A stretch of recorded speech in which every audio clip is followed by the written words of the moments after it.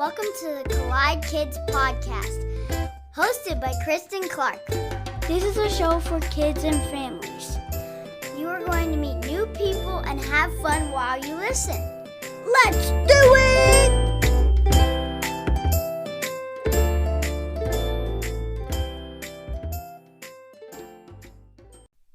Hey y'all, welcome to the Collide Kids podcast. I'm your host, Christen Clark. The Collide Kids podcast is a show for kids and families where we learn together how life and faith collide. I am so glad that you're listening today. Thank you so much for being here and spending this time with me and my new friends.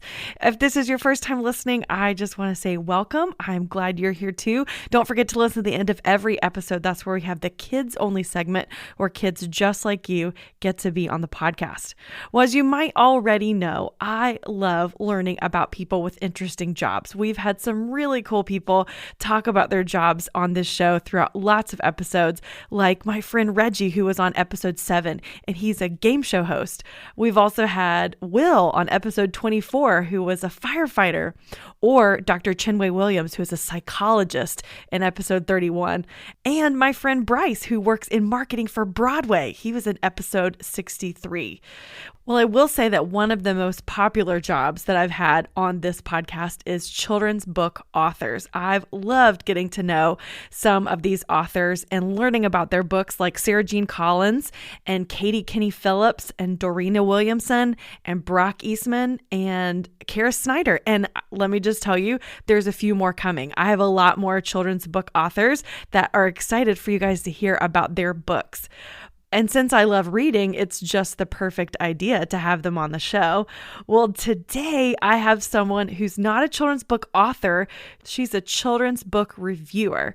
Her name is Kristin Wynalda. She likes Agatha Christie mysteries, chai tea, and her job as a mom of 4 kids. Her job is reviewing children's books at bigbookslittleears.com. Her reviews are known for looking at secular books through a Christian lens and theology deep dives of Christian picture books. You guys are going to love hearing about her job. It's so interesting and sounds like so much fun, especially if you love to read. So here is my conversation with Kristin Wynalda.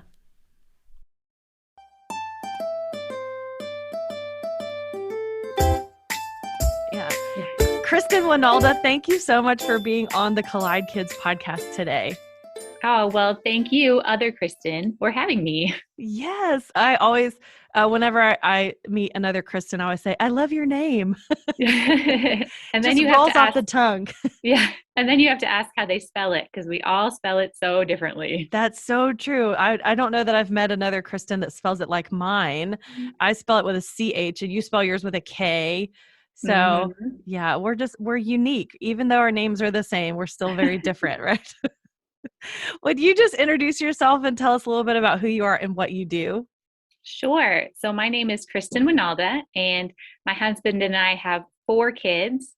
And when I'm not chasing after them, I am a book reviewer. So I review books and encourage parents to read to their kids at the website bigbookslittleears.com. Very cool. And I love that you have 4 kids. How old are they? I have a 9-year-old, a 5-year-old, a 2-year-old, and a 4-month-old. Wow. So you got your hands full for sure. Yeah. All the different ages. Yeah. Are the older ones really helpful with the littles? Yeah. That's good. That's awesome. Well, good. Well, I'm so excited to talk to you about being a book reviewer. I think that's so interesting. But before we do that, I always like to start out by asking my guests to share a joke, because this is a podcast for kids and this is the part the kids just love the most. So do you have a joke for us today? I do. So this is my favorite book joke. Why does an elephant use its trunk as a bookmark? I don't know. So it knows where to stop reading.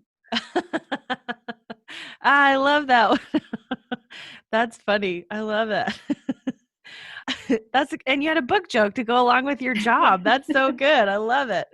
Okay, well, let's talk a little bit about this. So what is a book reviewer? What does a book reviewer do?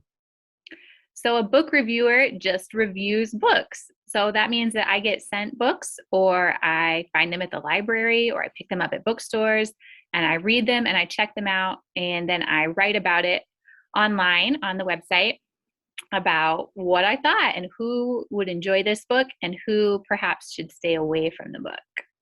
And some pros of that, like some perks of being a book reviewer, is I get sent tons and tons of free books. People send me free books all the time. Nice. And a con of being a book reviewer is sometimes I love to read, but sometimes it's like a chore because I'm doing it for a job. Yeah. So it's not like a free time activity like a lot of us spend time reading. That's part of your job. So you have to read. Yep.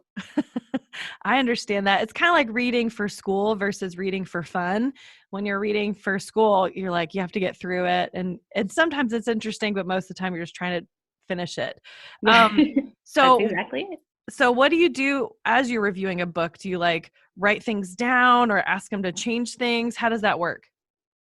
So I get books after publication, so they would never make changes for me. But I do tend to make notes most of the time, the notes that I make, because I review books for grownups to read to their kids. So notes that I make are anything that would be age inappropriate in the book, because sometimes publishers put an age range on a book. And then once you read it, you're like, you know what? That's not quite what a family today would probably think would be appropriate for that age.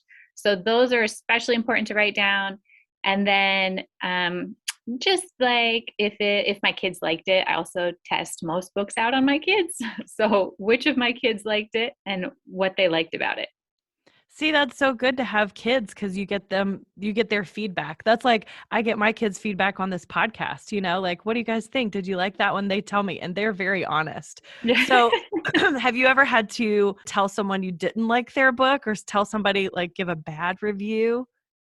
So not normally. I try to be very kind, and most of the time when people send me books, and if I'm like, oh, this is not for my audience and I am not going to present this as a book to read, I just don't publish anything about it on the website. And so it's not like you have to be mean. You just have to say, you know what? I email the author back and I'm like, you know what? I am so happy for you that you got a book published, because that is extremely difficult to do. Yeah. And I have chosen not to review it on the website at this time. So, try to be gracious, because it's still the right book for somebody. It's just not the right book for my audience. I see. And how did this start? Like, how did you become a book reviewer? So I was reading tons and tons of books to my kids, and was also enjoying the stay-at-home mom life, but also looking for something to maybe stretch my brain a little bit more. And so I started a website, and it turned into a website that reviews books that I read to my children. And it just kind of snowballed from there and just kept getting bigger. And as I got sent more books, I could post more reviews, which makes more people find the website and send me more books. And that's so cool that you get so many free books. What are some of your favorite books to read to your kids? So we right now are really enjoying the Wilder King trilogy, which is like a retelling of the story of David from the Bible, except in chapter book form. So that has been what we're enjoying right now. For picture books, you know what? I like the classics. I love a good Goodnight Moon and other classic picture books. Yeah, those are awesome. And a lot of us have those books that we've read a million times. I think that's really interesting that you read chapter books to your kids. What's the benefit, or what's so good about reading chapter books? So chapter books are fun to read to kids, even very young kids. Like I start when they're toddlers, we start reading chapter books. Wow. And part of why we do it is because it's just nice family time, and it's easy family time. You don't have to come up with activities or spend money or whatever. You're just hanging out, eating popcorn, reading a book. And it's also good for like their brains to be following a story over multiple days.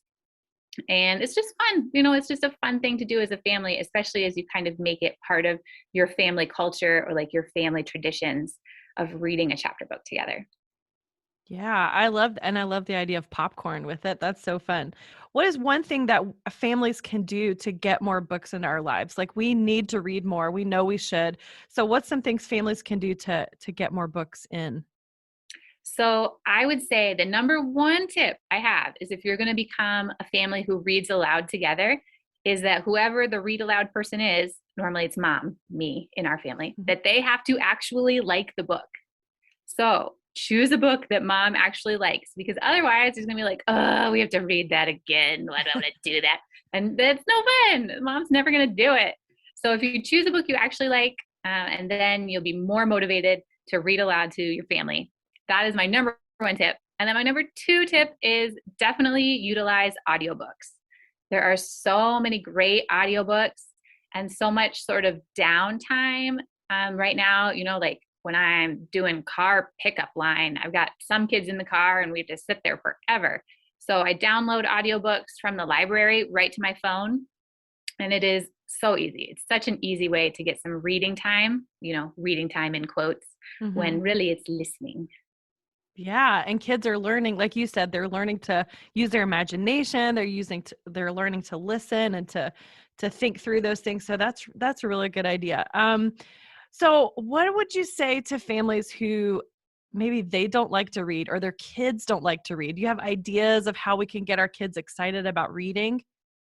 Sure. So definitely make it enjoyable as you can. So like I said, we do a lot of popcorn during reading time, even if they're going to go read independently, even for school, you got to get so many reading minutes in. I'm like, yeah, make some popcorn, go for it. So make it enjoyable, popcorn, ice cream, whatever it takes. Another thing we do is to make it enjoyable is I'll heat up all the stuffies, the stuffed animals in the dryer. So if it's reading time, we heat them up in the dryer and then it's just cozy and warm. So anything like that you can do to make it enjoyable is always a good option. Another option is maybe you just haven't quite found the right books yet, or the books that your kids just really like. So I encourage families to ignore reading levels when you're picking books to read for fun. Who cares? So they're reading 3 grades below them. That's okay. They're reading. So ignore reading levels. And then graphic novels, they count. That counts as books. So don't shy away from that big graphic novel section in the library. Yeah, my son loves the graphic novel books, and he's not a huge reading fan, but he loves those books and has stacks of them always with him. He just thinks that's so exciting. Oh, good. So let me ask you this. Tell me about how being a book reviewer and reading books all the time, how does that relate to your faith in God? So I think that God is always calling us to be learners. He's made this big, wonderful world and he wants us to enjoy it. And so I think being a book reviewer and getting to learn from other people and enjoy their art, because their picture books that they've made, their graphic novels that they've made, that's like art, and getting to take all that in. That is a great way to enjoy the world that God has provided for us. Mm-hmm. Do you think there are ways that we could take books and relate them to our faith, or is it just from reading the Bible? Yeah, that is a great question. No, I think you can take any book and relate it to your family's faith. And especially secular books, right? I don't just mean Christian fiction, any book you can take and relate it to your family's faith. And a really easy way to do that is to think about 3 questions after you're done reading. So when you're talking to your kids after you've read, you don't have to have discussion guides or, nice printables of what to talk about in this specific book. You just need to ask them 3 questions, which is, what was something in the book that made you happy? What was something in the chapter that made you sad? And how did you see Jesus in this part of the story that we read today?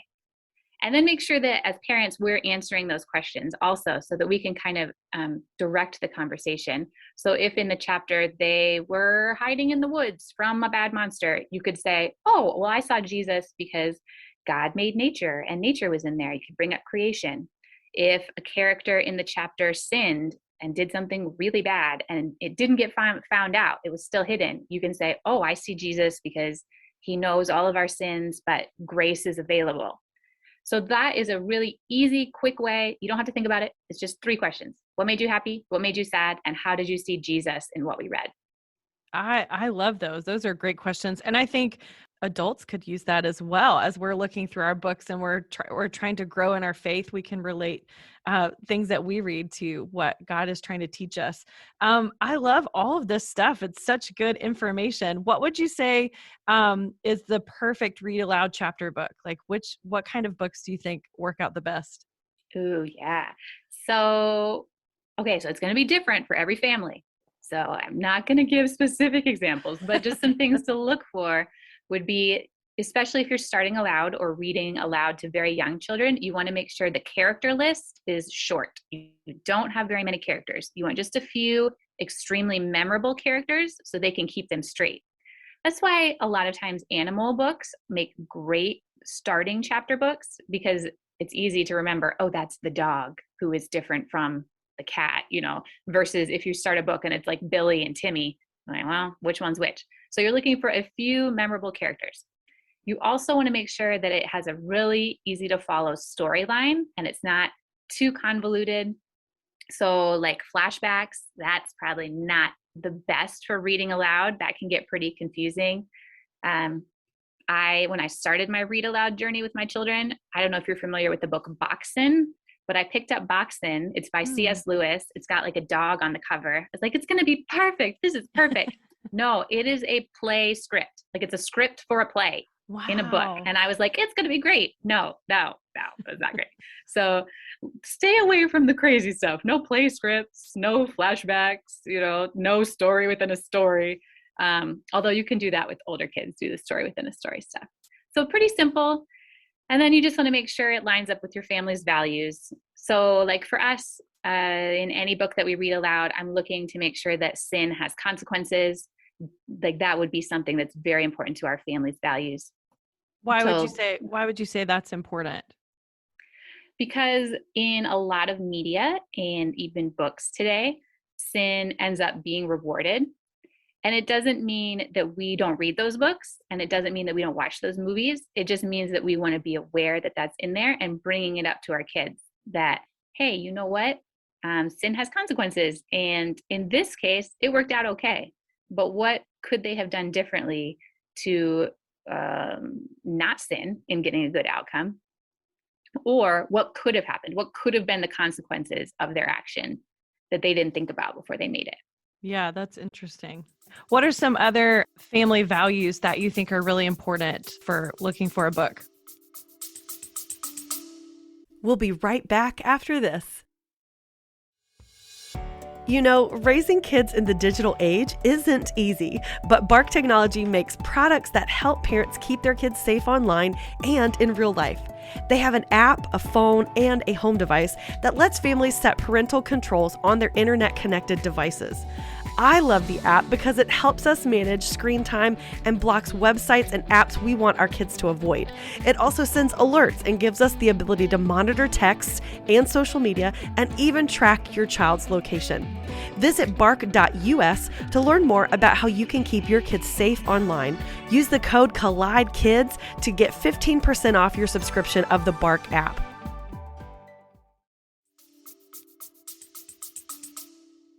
So one of the important ones for our family is that sibling relationships are good. And it doesn't mean that they always treat each other right, but if they treat each other wrongly, it's addressed. So that is an important one. Another big one in our family is the way that characters who are children talk to grown-ups, because they need to talk with respect to their parents. And some books, that doesn't happen. So you got to be aware of that. Yeah. I think that's really good to think about that. And because I think a lot of families were like, I don't know if this is appropriate, or I don't know if this is good. So having some kind of checklist before you start, I think would really help. So does that mean you read every book all the way through before you present it to your kids, or before you let your kids read it? So that is a great question. So I do not, because I have a lot of children. That is excessive. So one thing I do is I do have a couple trusted websites that I go to check out book reviews. So hopefully some other parents come to my website to check out book reviews. And if it's someone that I trust, I'll be like, yep, they said it was okay. It's probably okay. If I don't have a review available of the book, then I preview it. And I do that by, I read a couple paragraphs just throughout, like here and there, just wherever I see a paragraph. And then I read the whole last chapter, because however they kind of pull all the storylines together, that will tell me a lot about the book. That will tell me, do I approve of how the ending all comes together, and how the characters talk to each other in the end, because that will also be in the last chapter frequently, it's sort of like everybody's together by the time the story folds itself up and ends. So then I can see, okay, I see most of the characters who are going to be in the story. I feel good about it. So a couple paragraphs throughout, read the last chapter. And sometimes I don't always get it right. Sometimes my kids will come and be like, Mom, what does this mean? I'm like, all right, we're having that conversation. So it's not foolproof, but we do the best we can. Yeah. And I think that's really important too, because a lot of times it's hard to balance that. Do we shield our kids from everything that might make them question something or sound like it doesn't line up with us? But being open to having those conversations once in a while, I think is a good thing. And making sure that our kids can come and talk to us about those things is important. So keeping that conversation open is really important. So I love that. I think that's really good advice. Well, this has been so good, Kristin. I've loved all your information, and I think you have a really interesting job. I like to read, so I think that's fun. That's part of your job. That's really cool. Before I let you go, I always like to ask my guests to share a memory from when they were a kid. So do you have a memory you want to share with us today? Sure. So when I was younger, my dad used to read aloud to us from an old adventure series called The Adventures of Captain Al Scabbard. And I was like obsessed with it. I loved these books. He read them through multiple times to us. So a couple years ago, I found the whole, there's only 2 books. So I found the series of the 2 books used. It was like a big deal. I was like, oh my goodness, I'm going to give them to my dad for Christmas. He's going to love them, this shared memory. And I wrapped him up and gave them to him. And he did not remember them at all. He was like, oh, did I read these to you? Yes, Dad. It was a really formative memory. And now I review children's books because of you reading because of these books. And he did not remember. Nope, not a clue. He's like, oh, they look pretty good. They are pretty good, Dad. Maybe once he started reading them, he would remember. Yeah, I don't know. I thought it was going to be a big deal. He can now read them to our kids. And he's like, oh, well, you can keep them. Great, Dad. Thanks. That's awesome. Did he read a lot of books to you guys? Was it just like in the slew of books that he already read to you? I don't think so. These are like the ones that I remember. That's interesting. See, my dad used to read to us a lot, especially when we were little, and we would just be like, let's read it again. Let's read it again. So he started stuffing books in the couch so we couldn't find them. Because he was tired of reading that book. And so then my mom would come home and sit on the couch and be like, wait, why are there books in the couch? So, yeah, so I think our parents did a lot of good stuff for us. Sometimes they don't remember all the good things they did, but that's really cool that you found them. Yeah. That's great. Well, thank you again so much for being on the show, and tell us your website one more time. BigBooksLittleEars.com. That's awesome. So you guys definitely go check out her books and her book reviews and learn more about all the things that she gets to do as her job. I think that's really awesome. Well, thanks so much for being on the show. Yeah, thank you.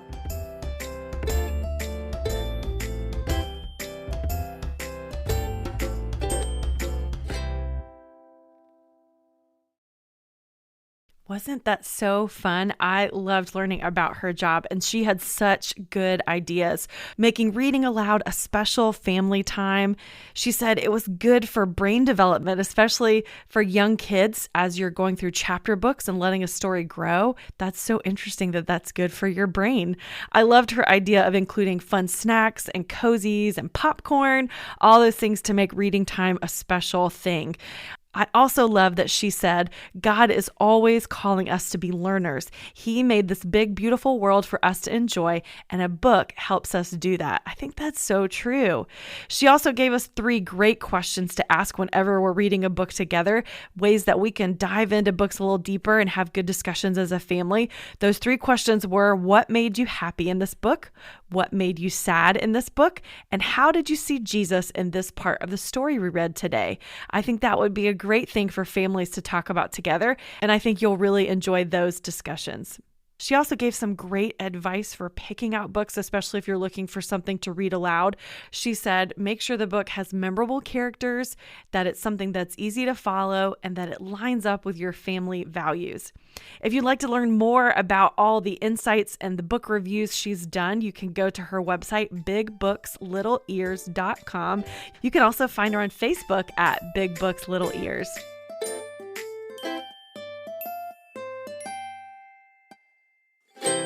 Well, now it's time for the kids only segment.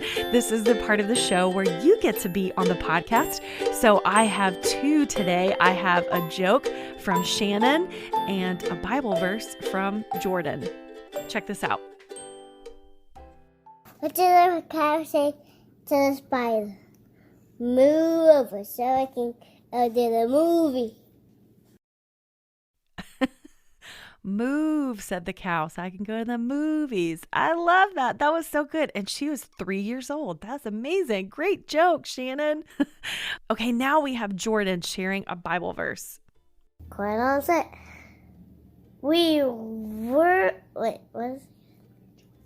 Rejoice to the Lord always. One more time. Rejoice in the Lord always. Rejoice in the world always. No, rejoice in the Lord. All All right? One more time. Rejoice in the Lord always. And again, I say rejoice. That was a great verse. Thank you for sharing that verse from Philippians 4:4. Awesome job, Jordyn. Well, if you would like to be on the podcast, I would love to hear your favorite joke, or maybe you have a Bible verse that you love or a favorite quote you want to share with me. You and your parents can find information about how to send that to me through my social media. I'm on Facebook at the Collide Kids Podcast or on Instagram at Collide Kids Pod. You can also find more information at my website, collidekidspodcast.com. Hey, would you like to support the podcast? Here's a few ways you can do that. First, be sure to subscribe and follow this podcast so that new episodes will automatically load each week into whatever podcast app you're using, and leave a rating and a review. That is so helpful for other people to find out about this show. You can also share the episode with friends and family by sending them a text or showing them on your phone in person, or maybe even emailing it or putting it on your social media and tell them why you and your family like to listen. Or you can go to my website and click the link that says Buy Me a Coffee. And anytime you think about it, I always appreciate your prayer support as well. Well, I hope you guys have an amazing week, and I hope that you find some time to read together. It really is so good for spending time together and making those special connections and enjoying a good book. Well, in case no one has told you today, I would love to be the first to remind you that God loves you so, so much. Thanks for listening.